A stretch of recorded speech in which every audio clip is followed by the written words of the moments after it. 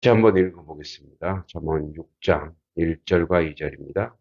내 아들아 내가 만일 이웃을 위하여 담보하며 타인을 위하여 보증하였으면 내 입의 말로 내가 얽혔으며 내 입의 말로 인하여 잡히게 되었느니라. 아멘. 이제 오늘부터는 제9 강화입니다. 지혜자가 경계해야 할 일들 중에 우리 지난번에는 성적 타락, 그래서 성적 타락의 이제 소극적인 의미로서는 그런 자리, 그런 상황을 만들지 말라는 얘기고 적극적으로는 내 아내를 열심히 사랑하라. 이제 그 아홉 번째 강화로서는 보증과 담보에 대한 이야기. 요즘에는 뭐 보증 그리고 담보가 담보는 많죠. 보증 서는 것 때문에 어, 많은 어려움을 당하죠. 그래서 예전에는 신원을 강화하기 위해서 취업을 해도 그, 그 사람의 그게 신상에 대한 건지 물질에 대한 건지 모르지만 어디 취업을 해도 두 사람 이상 그 사람 보증을 해요. 어, 그러니까 이제 뭐 첫째는 사람을 믿지 못하는 거죠. 두 번째는 그 사람의 이제 사람과의 관계를 보는 거예요. 이 사람이 그 회사 생활을 제대로 할 수 있는 사람일까? 뭐 요즘은 이제 그런 게 없습니다만 그랬는데 오늘 이제 말씀적으로 성경적 경제관으로 좀 잡아봤습니다. 어, 이 부분에 관심이 많아서 몇 년 전에 성경적 경제 10계명이라는 책을 한번 이제 썼었는데 제가 거기서 핵심적으로 본 건 이 부분입니다. 예, 만물이 하나님이 이제 피조물, 그 중에서도 인생을 위해서 허락하셨다는 거죠. 근데 이제 하나님의 만물을 주셨을 때에 그, 그 내려주시는 그 은혜는 30배, 60배, 100배라는 거예요. 그냥 하나를 주시는 게 아니고, 그게 이제 열매 하나에, 그죠? 어떤 나무, 과실이나 곡식이나 이 한 줄기에 하나만 따는 거는 없습니다, 거의. 예. 저희 텃밭에 고추가 있는데, 고추가, 이제 우리 전문 농사꾼인 집사람들한테 여쭤봤더니, 고추 한 줄기에서 한 근이 나옵니다. 한 근이 몇 개는 250개가 나온다. 한 줄. 그러니까 250배죠, 250배. 뭐, 보통 사과나무도 한 많게는 400개까지 열린다고 해요. 나무 한 그루에. 그러니까 400배죠. 400배. 그 하나님은 우리에게 내려주실 때 그렇게 내려주시는 거. 그러니까 그건 뭐냐면 어, 이제 여기가 농사가 잘 될 수 있고 저쪽이 안 될 수 있잖아요. 그러니까 너 혼자 먹고 살지 말라는 거죠. 함께 공유하라는. 이제 그 가치를 보여준 게 바로 오병이어의 기적. 그 오병이어의 기적은 예수님이 오셔서 기적을 내셨지만 예수님은 우리한테 일깨워 준 거예요. 하나님 나라는 이런 거다. 그리고 하나님 이렇게 너에게 풍성하게 주는 것이다. 그래서 하나님 나라는 풍성한 것이고 공평한 것이고 나눔이 있는 것이다. 함께 먹고 사는 것이다. 이게 이제 하나님 나라인 거죠. 자, 그래서 그게 성서의 원리. 그러니까 가졌지만 풍성함을 아는 거죠. 그러니까 어, 고추가 이제 많이 열리잖아요. 그러니까 많이 열리기 때문에 어떤 마음을 갖냐면 계속 고추 좀 따가세요. 좀 따가세요. 따가세요. 한단 말이에요. 왜냐면 우리가 그걸 다 먹을 수 있는 게 아니기 때문에. 그리고 항상 나누는 거예요. 그죠? 뭘 아는 거예요? 하나님께서 풍성함을 주셨구나. 그 풍성함을 준다는 것은 많다라는 것은 야 이게 내 거야가 아니라 이거는 나 혼자 먹을 수 있는 게 아니구나. 함께 나눠야 되는구나. 네. 함께 나누는 거죠. 어, 이제 이 풍성함은 계속된다는 거예요. 자, 이게 이제 성서의 가장 기본적인 경제 원리. 그래서 어, 하나님은 풍성하게 주시고 인생은 그것에 대해 감사와 그리고 뭐예요? 나누는 거죠. 그래서 경제적으로 곰핍한 사람이 없도록. 신명기 분명히 말합니다. 너희가 나의 율법과 나의 율례를 지키면 너희가 이 땅에서 부자가 되리라. 거기 분명히 나와 있어요. 그 부자가 된다는 것은 뭐 엄청나게 재산이 많아서 소유욕이 많은 게 아니라 함께 나눌 수 있는 그런 힘과 능력인 거죠. 자, 이제 아홉 번째 강화도 그래요.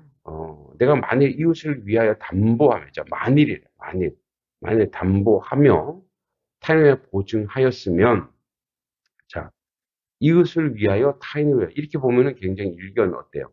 굉장히 좀 긍정적인 것으로 보이지만 이게 뭐냐면 담보와 보증인데 이 이제 담보는 두 종류가 될 수 있어요. 내가 담보를 잡을 수가 있어요. 그리고 내가 상대한테 담보를 맡길 수 있다. 그러니까 담보를 주고 맡긴다는 건 뭐예요? 그 안에 경제적 신뢰가 안 된다. 또 보증이라고 하는 것은 뭐예요? 보증. 내가 이 사람을 책임질게 이런 얘기잖아요. 그러니까 인생이 무엇이간데 인생을 책임질 수가 없죠. 그건 하나님의 주권이에요. 그러니까 내 아들아 만일 이웃을 담보하며 타인을 보증했으면 내 입의 말로 내가 얽혔으면 이제 걸렸다 이거예요. 내 입의 말로 인해 잡히게 되었다. 그건 잡힌 거라는 얘기예요. 그러니까 담보와 보증은 둘 다 이웃을 위한다고 하지만 뭐죠? 타인을 위한다고 하지만 너의 입의 말로 인하여 얽히고 잡혔고 뭐라고요? 너의 입에 잡히게 됐다는 거예요. 그러니까 내가 어떤 사람에게 담보를 잡고 있어도 또 내가 누군가의 담보를 이렇게 맡겼어도 그것은 어, 그 어떻게 보면 그 올무에 걸려 있는 거예요. 그 내가 잡았다고 하는 것은 그 사람 보면 어떻게 해요? 내가 이렇게 어떤 물질을 잡은 이유는 뭐예요? 뭔가 다른 것으로 내가 그 사람에게 요구하는 거잖아요. 그러니까 저 사람이 나한테 돈을 100만 원 빌려갔어. 100만 원의 담보를 뭐를 줬단 말이에요. 그러면 이걸 볼 때마다 뭐 생각나요? 돈 생각나는 거예요. 그러니까 이웃이 사랑의 대상이 아니라 뭐예요? 어떤 물질의 대상이 되고 이익의 대상이 된다.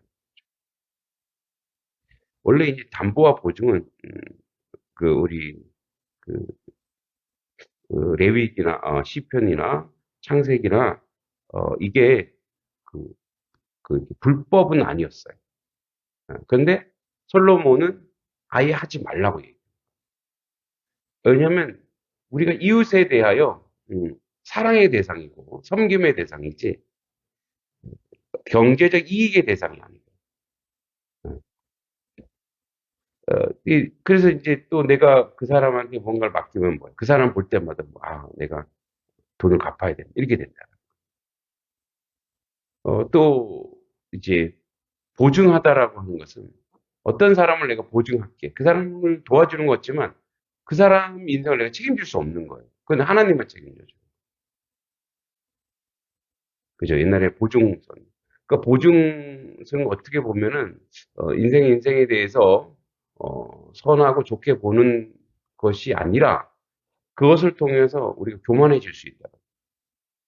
그래서 누구도 보증을 쓰거나 보증을 하지 말라고 합니다. 왜냐하면 그 인생은 사람이 책임지는 게 아니고 그 인생은 누가 책임져? 하나님이 책임져 주신다. 그래서 그때 보증 안 써줘서 막 섭섭하지만 지나고 보면 뭐예요? 그게 좋았던 거예요, 사실. 그 저희도 이제 간혹 가다가 돈을 빌릴 때도 있지만 이제 돈을 빌려달라고 할 때가 있어요. 그 저는 사실 있어도 안 빌려주면 되게 나쁜 놈 같죠. 근데 저는 뭐 있지도 않지만 어, 되게 아예 그냥 줘버리고 내가 이제 그만한 돈이 예, 꼭 필요하면 줘버리는 거죠. 아예. 그래서 받을 생각을 안 하는 거예요. 그게 제일 편하고요. 근데 이제 거액의 돈을 요구하거나 내가 감당할 수 없는 거라면 어, 뭐 제가 이제 10만 원, 5만 원 보내드리면서 제가 기도하겠습니다. 그리고 이거 가지고 따뜻한 뭐 밥 한 그릇이라도 사드세요. 이렇게 이게 나의 마음만 보이는 거죠. 네. 그 사람이 이제 상처받을 수 있지만 실망할 수 있지만 그래도 그걸로 힘을 얻고 에너지를 얻어요. 그런데 이제 그때 꼭 그게 없으면 죽을 것 같은데 지나가면 아무것도 아니에요. 우리가 분명히 이 부분을 기억해야 됩니다. 자, 담보는 뭐냐면 담보는 내가 경제적으로 하나님께 절대적으로 의지하지 못한 이유고 보증은 뭐냐면 내가 교만함.